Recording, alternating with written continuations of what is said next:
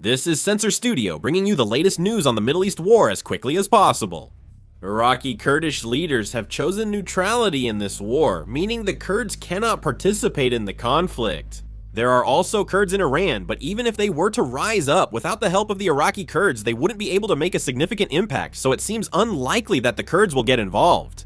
In Tehran, Iran, a fire broke out in the west, reportedly after the Israeli military targeted the Escalations industrial complex. In Bandar Abbas, Iran, the US military conducted 4 or 5 airstrikes. In Alam province, Iran, both Israeli and US forces are heavily bombing, with the exact location unclear, but in western Iran, over Jerusalem, Israel, a drone was intercepted, and in Baghdad, Iraq, frequent military aircraft activity is observed. Currently, the United States is announcing the largest scale bombing tonight. There was a drone attack on a hotel in Erbil, Iraq, which caused a large explosion.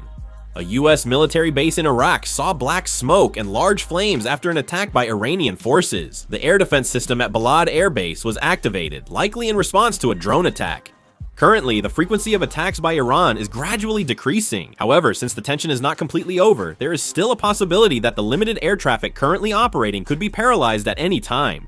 This is Dubai, UAE. Iranian forces launched an airstrike on Dubai, but the UAE military intercepted it. US Central Command has released new footage of airstrikes on Iranian targets.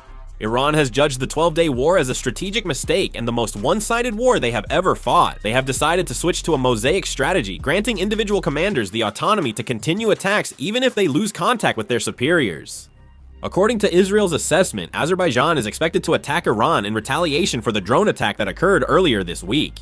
Qatar is currently partially resuming air traffic through the designated safe corridor. Gulf countries face their biggest food security crisis since 2008 due to disrupted maritime transport in the Strait of Hormuz. If there's more news, I'll make and upload another video. Thanks for watching.